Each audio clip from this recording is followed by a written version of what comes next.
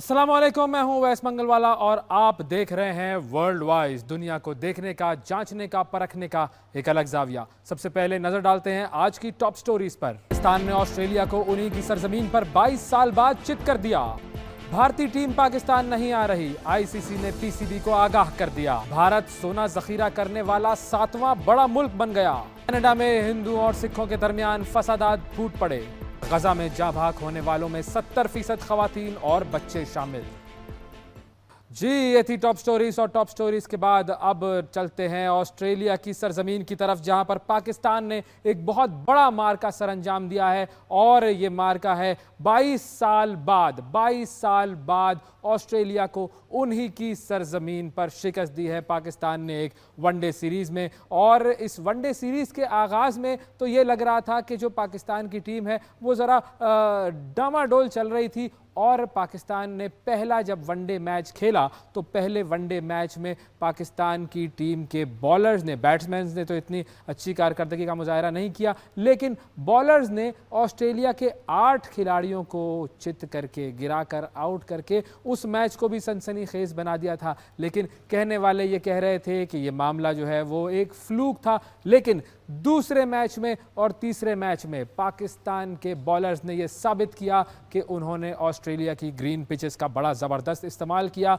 और उनकी जो पेस थी, ऑस्ट्रेलिया की टीम उस पेस का मुकाबला बिल्कुल नहीं कर सकी। और यूं 22 साल के बाद पाकिस्तान ने ऑस्ट्रेलिया को उन्हीं की सरजमीन पर चित कर दिया। और ये एक बहुत बड़ा रिकॉर्ड है जो कि पाकिस्तान ने बनाया है। और ये रिकॉर्ड कुछ इस तरह बना कि जी, सबसे पहले तो हम बात कर लेंगे कप्तान की। बिल्कुल पाकिस्तान का जो शिकस्तों का सिलसिला है वो मोहम्मद रिजवान के कप्तान बनते ही शुरू हो गया। रिजवान के कप्तान बनते ही टीम फिर से एक मरतबा मुत्तहिद दिखाई दी। और ये बड़ी पॉजिटिव बात है कि अगर एक कप्तान ऐसा आता है जो कि टीम को मुत्तहिद करता है और उस इत्तेहाद की वजह से वो टीम जो है वो जीतना शुरू कर देती है और एक ऐसी सरजमीन पर जीतती है कि जहां पर 22 साल से हमारी टीम न जीत पाई हो। और हमारी टीम के हवाले से वैसे ही लोग ज़रा शकूक व शुबात का इजहार करते रहते हैं, हम भी उनमें शामिल हैं। ज़ाहिर है जब टीम अच्छा नहीं खेलती तो फिर हम सोचते हैं कि ये टीम जो है वो क्यों अच्छा नहीं खेल रही और इस टीम को अच्छा खेलना चाहिए। लेकिन पूरा क्रेडिट जाता है पाकिस्तानी टीम की जीत का। पाकिस्तान के हमने देखा कि शाहीन शाह अफरीदी बहुत ज़बरदस्त बॉलिंग की। हारिस रऊफ दूसरे मैच में उन्होंने 5 लिया, 5 विकेटें ली, बड़ी ज़बरदस्त कारकर्दगी। तीसरे मैच में उन्होंने फिर 2 विकेटें ली थी। और उसके अलावा शाहीन शाह अफरीदी और नसीम शाह ने भी 3-3 विकेटें आज के मैच में ली। ओवरऑल डोमिनेंट पोजीशन रही पाकिस्तान की इस पूरी सीरीज़ में। हम बात करेंगे, हमारे साथ सीनियर स्पोर्ट्स सहाफ़ी, तज्ज़ियाकार और क्रिकेट इंसाइक्लोपीडिया जनाब मिर्ज़ा इकबाल बेग साहब मौजूद हैं। उनसे बात करनी है हमने ऑस्ट्रेलिया में पाकिस्तान की कारकर्दगी। और दूसरा जो मुद्दा है वो है कि अब भारत ने ऑफिशियली मना कर दिया है कि हम चैंपियंस ट्रॉफी खेलने के लिए पाकिस्तान नहीं आएंगे। इन दोनों मामलों पर बात करेंगे। मिर्ज़ा इकबाल बेग साहब हमारे साथ मौजूद होंगे, क्योंकि ज़ाहिर है जब बात होती है पाकिस्तान में आईसीसी के टूर्नामेंट की तो भारत के पेट में दर्द होना ज़रूरी है। और इसी दर्द का इजहार भारत ने कर दिया है और भारत ने बता दिया है कि जी, हम पाकिस्तान की सरजमीन पर नहीं आएंगे ये टूर्नामेंट खेलने के लिए। अब पाकिस्तान के पास ऑप्शंस क्या हैं, पाकिस्तान किस तरीके से टैकल करेगा, क्योंकि सबको पता था कि भारत आईसीसी का टूर्नामेंट खेलने के लिए पाकिस्तान नहीं आएगा। ये बात रोज़े रोशन की तरह आया थी। अब जबकि ऑफिशियली ये बात हम सबके सामने आ गई है तो ऑफिशियली अब क्या स्टांस लेगा पाकिस्तान। मोहसिन नकवी साहब जो कि पीसीबी के चेयरमैन हैं, उनके लिए ये एक थोड़ा सा इम्तिहान तो है, क्योंकि उन्होंने कह दिया था कि मैं हाइब्रिड मॉडल की तरफ नहीं जाऊंगा और पूरी चैंपियंस ट्रॉफी पाकिस्तान में ही होगी। तो अब वो क्या करेंगे, ये एक बहुत बड़ा सवाल है। क्योंकि आईसीसी जो है वो पहले ये चाह रहा था, जो आईसीसी ने जिस मॉडल पर काम किया था वो ये था कि 3 चीज़ें आईसीसी ने की थी प्लानिंग में। पहली चीज़ तो ये कि जो टूर्नामेंट है वो पाकिस्तान में हो मुकम्मल तौर पर। दूसरा फिर उनका प्लान ये था कि ये जो टूर्नामेंट है ये हाइब्रिड मॉडल पर खेला जाए और भारत के जो मैचेस हैं वो, और भारत के जो मैचेस के अलावा फाइनल और सेमीफाइनल वो जो है वो चला लिए जाएं, वो दूसरे मुल्कों में खेल लिए जाएं। फिर उसके अलावा जो है वो तीसरा मॉडल ये था कि कहीं और शिफ्ट कर दिया जाए। अब क्या होगा, हम एक छोटा सा वक्फा लेते हैं, वक्फे के बाद दोबारा हाजिर होते हैं और बात करते हैं मिर्ज़ा इकबाल बेग साहब से क्रिकेट के मामलात पर।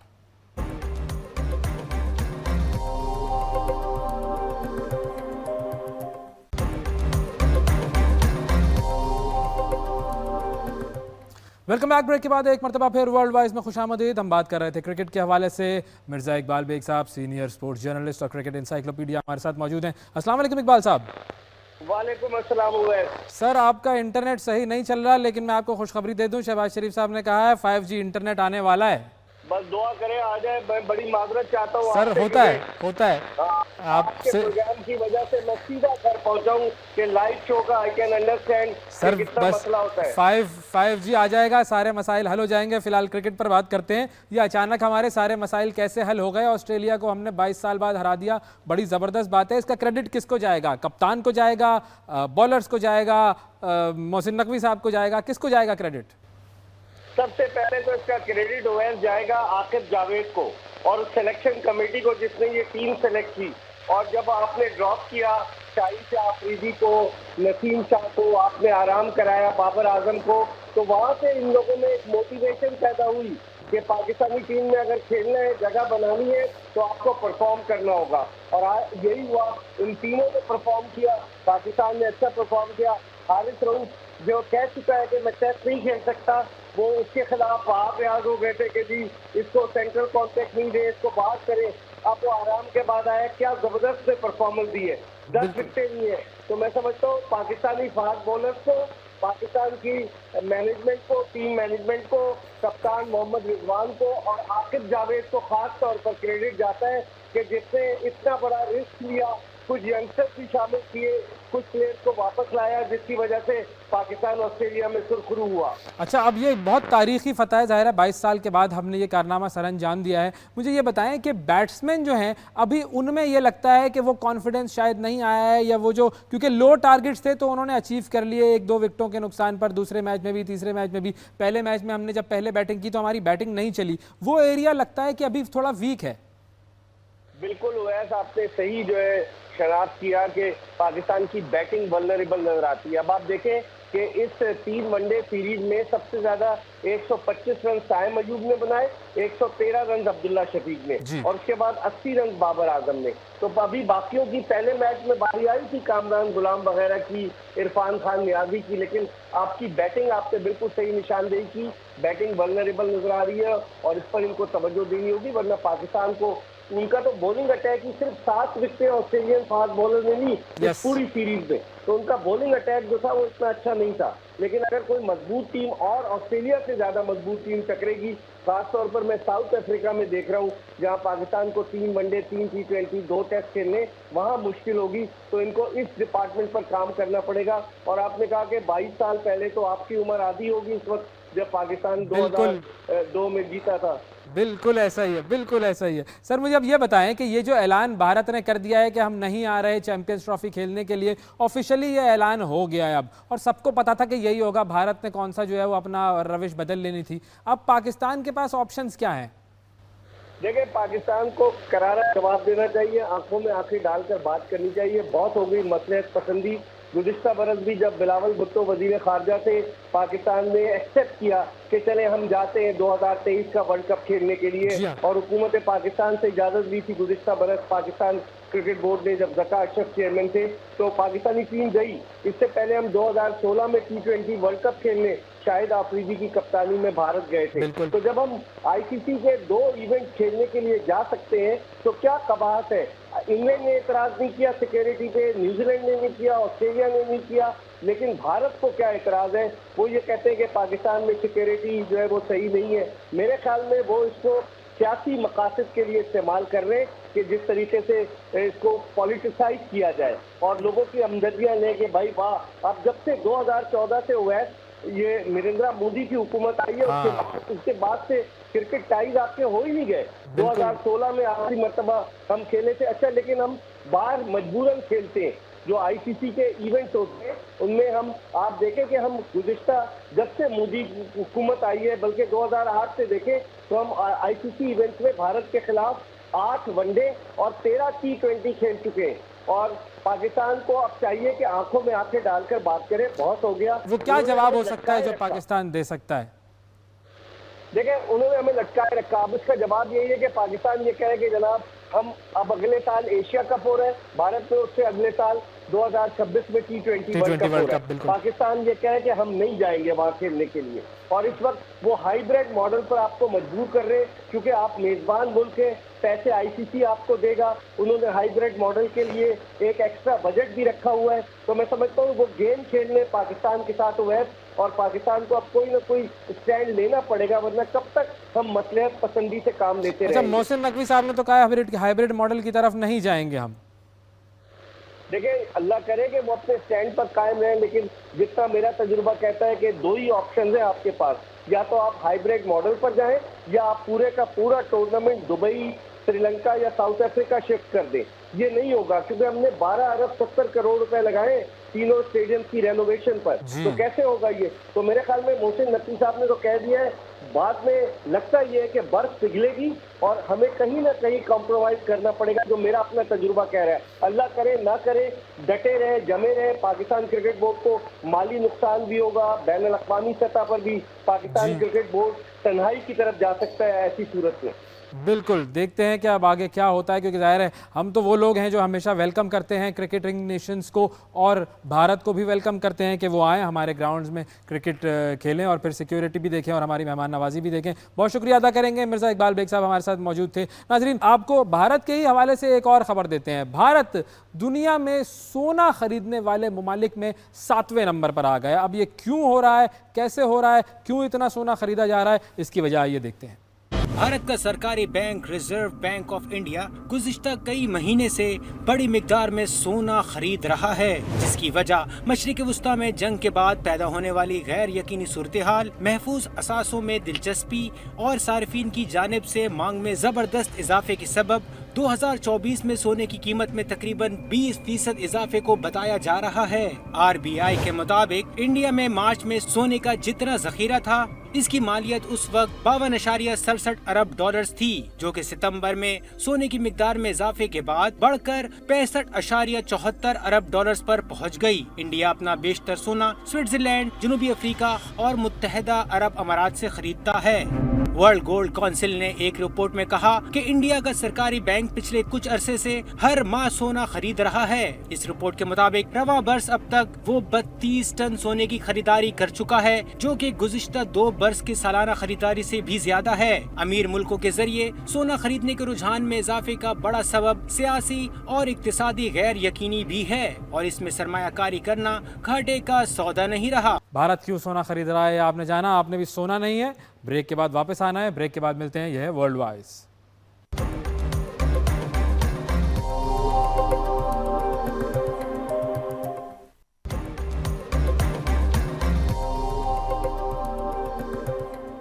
Welcome back. ब्रेक के बाद एक मरतबा फिर वर्ल्ड वाइज में आपको खुशामदीद कहते हैं, और अब आपको लेकर जाते हैं कनाडा की तरफ, जहां से एक बड़ी तशवीशनाक खबर आई है, और वो खबर है बर्ड फ्लू के बारे में। जी, कनाडा की जो स्टेट है ब्रिटिश कोलंबिया, वहां पर भी बर्ड फ्लू इंसानों तक पहुंच गया है। एक मुश्तबा नौजवान के टेस्ट करने पर नताइज मस्बत आए हैं, जिसके बाद अब कनाडा भी उन ममालिक की फहरिस्त में शामिल हो गया है जहां बर्ड फ्लू इंसानों में पाया गया है। सूबाई महकमा सेहत ने नौजवान को अपनी निगरानी में इलाज के लिए ले लिया है, और साथ ही साथ इस बात की तहकीक भी शुरू कर दी है कि यह मर्ज छूने और किसी भी मुमकिन राब्ते की सूरत में दूसरे इंसान में मुंतकिल हो सकता है या नहीं। अब हुकाम ने इब्तदाई तौर पर यह खदशा जाहिर किया है कि मुमकिन तौर पर यह इन्फेक्शन किसी परिंदे से आया है या किसी जानवर से आया है। बर्ड फ्लू सबसे ज़्यादा आमतौर पर जंगली परिंदों और मुर्गियों में पाया जाता है, लेकिन अब इसके जो केसेस हैं वो मैमल समेत इंसानों में भी सामने आ रहे हैं, और साइंसदानों ने बर्ड फ्लू के इंसान में पाए जाने पर काफ़ी तशवीश का इजहार किया है। यहाँ तक कि अगर इंसान में केसेस नायाब रहें फिर भी इन्हें खदशा ये है कि ये जो ट्रांसमिशन जो है वो वायरस की म्यूटेशन को आसान बना सकती है, जो कि उसे एक इंसान से दूसरे इंसान में मुंतकिल करने के काबिल बना सकती है। तो ये तो पहली खबर हो गई। अब दूसरी खबर की बात करते हैं। मोदी हुकूमत जो है खालिस्तानियों को ना तो भारत में चैन से जीने दे रही है और ना ही दूसरे ममालिक में। कभी खालिस्तानी रहनुमाओं को कत्ल की कोशिश की जाती है, और इस कोशिश में कई बार कामयाबी भी हासिल हुई भारत को, और अब जब कनाडा हुकूमत ने भारत का चेहरा बेनकाब कर दिया है तो मोदी हुकूमत भारतीय तारकीन वतन को अपने मकासद के लिए इस्तेमाल कर रही है। इंतहा पसंद हिंदुओं की कनाडा में मुकीम सिखों पर ज़िंदगी तंग करने की कोशिश हो गई है, जिसके बायस कनाडा में सिखों और हिंदुओं के दरमियान फसादात में शिद्दत आ गई है। इन फसादात के हवाले से मिसिसागा और ब्रैम्पटन में एहतजाजी ग्रोहों के दरमियान तशद्दुद भी हुआ है, और इस हवाले से हम बात करेंगे। हमारे साथ CBC न्यूज़ के सीनियर सहाफ़ी अली मुस्तफ़ा मौजूद हैं, उनसे हम बात करते हैं। तुम अली, बहुत शुक्रिया आपने प्रोग्राम के लिए वक्त निकाला। सबसे पहले तो अगर हमें थोड़ा सा बैकग्राउंड बता दें कि ये जो अभी फसादात हुए हैं कनाडा में हिंदुओं और सिखों के, ये किस तरह इनका आगाज़ हुआ? जी वैस, तो दिवाली कोई तकरीबन एक हफ्ता पहले दिवाली का औसार था, और दिवाली जैसे आप जानते हैं हिंदू ट्रेडिशन के अंदर, रिलीजन के अंदर बड़े मायने रखती है। जी बिल्कुल। ये रोशनियों का एक तरीके से त्यौहार है जो हिंदू कम्युनिटी बनाती है कनाडा के अंदर और पूरी दुनिया में।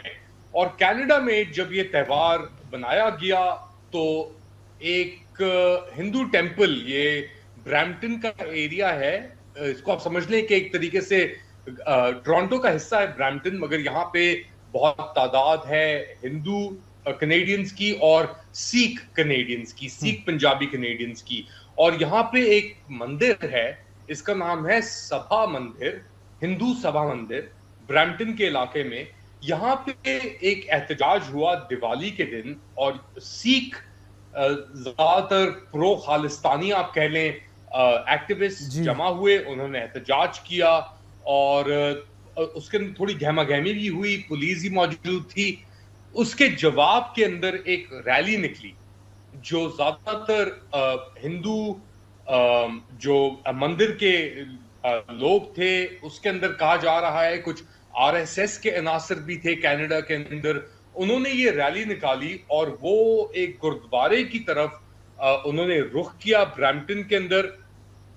और वो क्या हुआ, उसके बाद क्लैशेस हुए, पुलिस के ऊपर भी तशद्दुद हुआ। अच्छा। और आखिरकार जाके ये एक बहुत बड़ा एक इशू बन के रह गया है, जहां पे नरेंद्र मोदी साहब जो हिंदू एक तरीके से हिंदुत्व के सिंबल हैं कनाडा में, अमेरिका में और जगहों पे, उन्होंने आके कहा कि जो भी हुआ है यहाँ पे हिंदुओं के खिलाफ और जो मंदिर के खिलाफ, इसके कसूरवार जस्टिन ट्रूडो साहब हैं। जस्टिन ट्रूडो साहब पर डायरेक्टली इल्ज़ाम लगाया। अच्छा, मुझे ये बताइए कि अब ये जो फसादात हुए, इनके हवाले से कोई गिरफ्तारियां भी हुई हैं?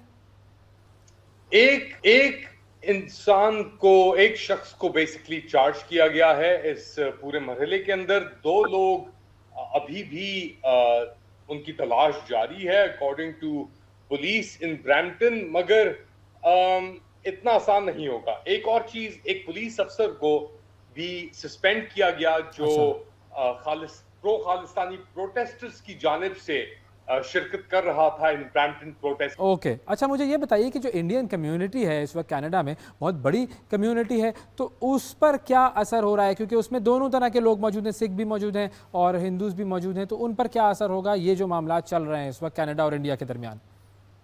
पिछले तकरीबन 2 साल के अंदर 1.5 मिलियन यानी 15 लाख हिंदुस्तानी कनाडा के अंदर या तो स्टूडेंट वीजा पे या वर्क वीजा पे पहुंचे। ओके।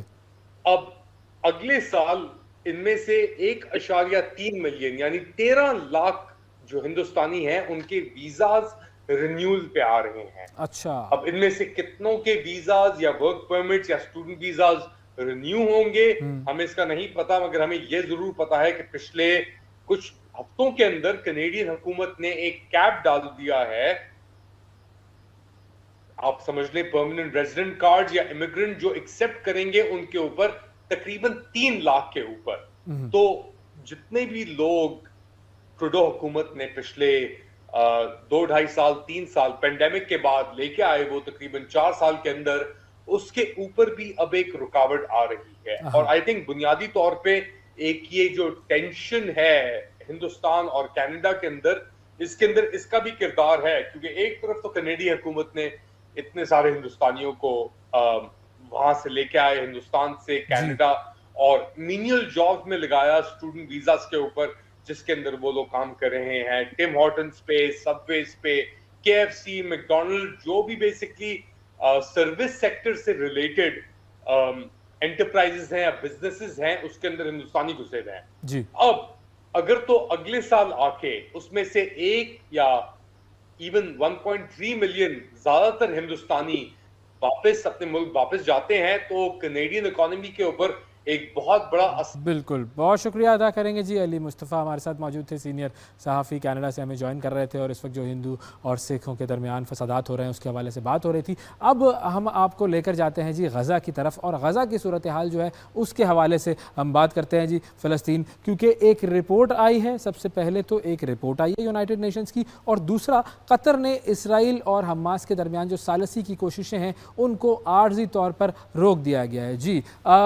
जो खबर रसां इदारे हैं वो ये रिपोर्ट कर रहे हैं कि कतर ने इसराइल और हमास के दरमियान जंग बंदी और यरगमालियों की रिहाई के मुज़ाकरात में सालिस के तौर पर अपना किरदार जो है वो मुअत्तल कर दिया है। कतर की जानिब से कहा यह गया है कि जब हमास और इसराइल मुज़ाकरात के लिए अपनी आमादगी ज़ाहिर करेंगे तो फिर हम अपना काम दोबारा शुरू करेंगे। अब ये पेशरफ्त उस वक्त सामने आई है कि जब अमरीका कतर पर हमास के नुमाइंदों को निकालने के लिए दबाव डाल रहा है, क्योंकि हमास ने अमरीका की जानिब से जो इसराइल की हिमायत में पेश करदा तजवीज़ थी वो मुस्तरद कर दी है, और वो एक वन साइडेड तजवीज़ थी कि आप होस्टेजेस को रिहा कर दें। अब गज़ा में मुस्तकिल जंग बंदी का जो मुतालबा है वो हमास का मुतालबा है, और हमास उस मुतालबे पर अभी तक कायम है। कतर की जो वजारत ख़ारजा है उसका ये कहना है कि 10 रोज़ पहले ही फ़रीक़ैन को मुत्तला कर दिया गया था कि अगर मुज़ाकरात कामयाब नहीं हुए तो कतर जो है वो हमास और इसराइल के दरमियान सालिसी की अपनी सारी कोशिशें रोक देगा। वजारत ख़ारजा ने मज़ीद इस हवाले से ये कहा है कि कतर सालिसी की अपनी कोशिशों को उस वक्त दोबारा शुरू करेगा जब दोनों फ़रीक़ैन जंग के ख़ात्मे के लिए आमादगी और संजीदगी ज़ाहिर करेंगे। अच्छा, फिर कतर ने अमरीकी मुआहदे के तहत 2012 में बेसिकली हमास को दोहा में अपना सियासी दफ्तर खोलने की इजाज़त दी थी। ये कतर को इस बात का क्रेडिट जाएगा। दूसरी तरफ हम देखते हैं कि गज़ा में इसराइली जारहियत में फ़लस्तीनियों की हलाकतों से मुताल्लिक अक़वाम मुत्तहिदा की रिपोर्ट जो है वो इसराइल के करतूतों और अज़ाइम से पर्दा उठा रही है। हमास के ख़िलाफ़ जंग दरअसल फ़लस्तीनियों की नस्ल कुशी है, ये बात इस रिपोर्ट में वाज़ेह हो गई है। रिपोर्ट ने इसराइल के तमाम अज़ाइम बेनकाब कर दिए हैं। रिपोर्ट की जो फाइंडिंग्स हैं वो बेसिकली ये साफ साफ बता रही हैं कि इसराइल की जंग जो है it's actually a war on children जी, क्योंकि गज़ा पर इसराइली हमलों में हलाक होने वालों में तकरीबन 70% ख़वातीन और बच्चे हैं, और अक़वाम मुत्तहिदा के दफ्तर ने 32 सफ़ात पर मुश्तमिल ये रिपोर्ट शाया की है। उसमें ये सारे स्टेटिस्टिक्स आ गए हैं। नवंबर 2023 से लेकर अप्रैल 2024 तक का 6 महीने का अरसा जो है वो इस रिपोर्ट में कवर किया गया है। गज़ा में ज़्यादातर तस्दीक शुदा अमवात 5 से 9 साल की उम्र के बच्चों की हुई हैं, और बच्चों को शहीद करने के पीछे ऑब्वियसली नस्ल कुशी है, उसके अलावा कोई और अज़ाइम हो ही नहीं सकते। रिपोर्ट के मुताबिक तकरीबन 80% मुतासरीन रिहायशी इमारतों में मारे गए हैं, उनमें 44% बच्चे हैं, 26% ख़वातीन हैं। और फ़लस्तीन में जो इंसानी इमदाद का काम कर रही हुई एकदम अक़वाम मुत्तहिदा की तंजीम यूनरवा है, उसके मुताबिक गज़ा में रोज़ाना औसतन कोई तकरीबन 67 बच्चे मारे जाते हैं, और अक़वाम मुत्तहिदा ने इसे बैनुल अक़वामी इंसानी कवानीन के बुनियादी उसूलों की एक मुनज़्ज़म खिलाफ वर्जी करार दिया है। इसी हवाले से हम बात करेंगे। हमारे साथ मौजूद हैं, अमेरिका से ज्वाइन कर रहे हैं हमें डॉक्टर सिद्वा, जो कि एक ट्रॉमा सर्जन हैं, अमेरिका में होते हैं, और ये गए थे गज़ा वहाँ पर सर्व करने के लिए। और इन्होंने वहाँ पर क्या देखा, ये देखा कि वहाँ पर रोज़ाना इनके सामने बच्चे लाए जाते थे जिनको डायरेक्टली हेड शॉट्स या चेस्ट शॉट मारे गए होते थे। तो ये रोज़ाना इन्होंने देखा, और उसके बाद इन्होंने अमेरिका में बाइडेन इंतज़ामिया को भी ख़त लिखा। तो डॉक्टर फ़िरोज़ सिद्वा जो हैं वो हमें ज्वाइन कर रहे हैं, उनसे हम बात करते हैं उनके इस पूरे एक्सपीरियंस के बारे में। Doctor Firoz Sidhwa, hello and welcome to the show. Thank you for giving us your time. So first of all, can you please tell us when did you go to Gaza and what was your experience there, what did you witness there? Of course, yeah. I entered Gaza on March 25th of this year, and I left on April 8th. And the experience. I'm a doctor. I'm a trauma surgeon, so the experience was busy, to be sure. I did a lot of work there. The situation in Gaza is just it's terrible. I've never seen anything like it. I've worked in Ukraine. I've worked in Haiti, I've worked in Zimbabwe, I've worked in the West Bank, the other part of Palestine. But I've never seen anything like Gaza. The whole population is hungry, the whole population is homeless, half the population is children, there's no electricity, there's no water, It's terrible, honestly. Like I said, I've never seen anything like it. It was difficult because, we didn't have advanced supplies. We never had soap. There was no soap anywhere in Gaza. Sometimes the water in the hospital didn't work. Sometimes we didn't have gloves. We lacked the most basic things, so we could only really do very limited work. But so we would deal with a mass casualty event, and when the mass casualty was over, we would deal with another one, and then another one, and then another one. It just kept happening throughout the day. I was there during Ramadan, so the when iftar would come around, that was when the bombing would peak, and that was when we would get almost every night we would get a mass casualty event around iftar. And you have said in your interviews and your article that you've seen kids being shot directly in the head or in the chest. How old were these kids?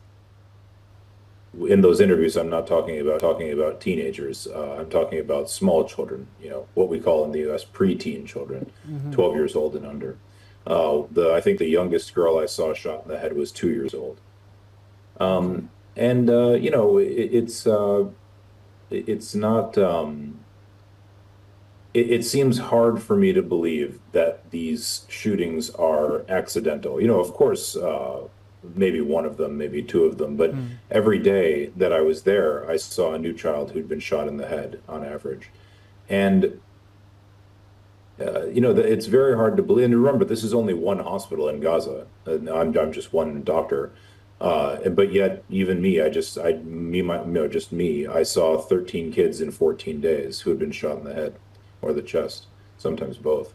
So that doesn't seem like it's an accident to me. And to me, it matters whether or not it's an accident because I'm an American and my country is funding these attacks. So if these attacks are being directed at children, which it certainly seems like they are, we shouldn't be funding something like that. That's the work that I've tried to focus on since I've come back, is trying to make people understand that what is going on in Gaza is not, and maybe Israel is attacking Hamas as well. I don't really know, but they're certainly attacking women, children, elderly people, civilians in general. They're attacking them directly, very directly. It's not hidden. Okay, and I don't funding. Okay, and other doctors in Gaza, those doctors that you met in Gaza, they were also facing the same situation. Actually, I wrote a letter to President Biden, telling him what me and 44 other doctors and nurses had seen in Gaza when we were there. And the New York Times reached out to me after that, and they said, we'd like to know, because in the letter we said that we had all seen children shot in the head on a regular basis. And so the New York Times said, that's shocking. We want to know more about that. So I was able to find, at that time, 65 doctors and nurses who had worked in Gaza from the United States. And I asked all of them, did you see children shot in the head on a regular basis? And 44 out of the 53 said yes. There were 65 healthcare professionals total, but you have to remember, not everybody works in a place where you would see a child shot in the head. So if you're a doctor for pregnant women, an obstetrician, nobody's going to bring you a kid who's been shot in the head. That doesn't make any sense. Yes. But so the people who worked in an emergency room or in an ICU or in the operating room, of them, that was 53, and 44 said that they regularly saw children shot in the head. So it's not just my observation, that's for sure. Okay, and I'm sure it's been a traumatic experience for you also. But can you tell me, is there anything specific that worries you about this whole experience, or that haunts you? No, not that haunts me. I'm a trauma surgeon in the United States, and I work in, the United States has a huge amount of gun violence. And I work in a very poor and very violent county. And we're the only trauma center here, and I work a lot. So I'm used to seeing even small children who've been shot in the head. That's not uncommon for me to see. So there isn't, it's not that they're haunting me. It's not that the case haunts me or the child's injury haunts me. It's that I'm responsible for it. That's what bothers me. I didn't shoot these children, of course, but my government gave the Israelis the money, the military equipment, the diplomatic support, and without it, they couldn't do any of the things that they're doing. So that's why I never say, or I try never to say that it's an Israeli attack on Gaza. It's a U.S.-Israeli attack on Gaza. So, you know, that's what haunts me. It's not the brutality of what was done. I'm used to seeing very brutal things done to people. It's the fact that I'm responsible for it. That's why I've been talking about it since I've come back. जो बुनियादी चीज़ हमें बताई गई doctor Firoz सिद्धवा की तरफ से वो यही थी कि उन्होंने रोज़ाना की बुनियाद पर ये देखा कि किस तरीके से इज़राइल जो है वो फ़लस्तीन के बच्चों को, उन बच्चों को कि जिनकी उम्रें 12 साल से कम होती थी, उन बच्चों को डायरेक्टली सर में या उनके सीनों में गोलियां मार रहा है। और इसका मकसद सिर्फ़ और सिर्फ ये है कि नस्ल कुशी की जाए, उन बच्चों को ही ख़त्म कर दिया जाए जिनके बारे में इसराइल को अंदेशा ये है कि ये जब बड़े होंगे तो ये हमसे बदला लेंगे। इन बच्चों के साथ जो कुछ हो रहा है वो सारी दुनिया देख रही है। यूनाइटेड नेशंस ने इसके हवाले से रिपोर्ट भी दे दी है, लेकिन अब दुनिया क्या करेगी ये सबसे बड़ा सवाल है। एक नस्ल कुशी, एक जेनोसाइड हम अपनी टीवी स्क्रीन्स पर लाइव देख रहे हैं और हम सब इस पर खामोश हैं। आज के प्रोग्राम में इतना ही। आपसे अगले प्रोग्राम में फिर मुलाकात करेंगे। उस वक्त तक के लिए इजाज़त दीजिए। अल्लाह हाफ़िज़।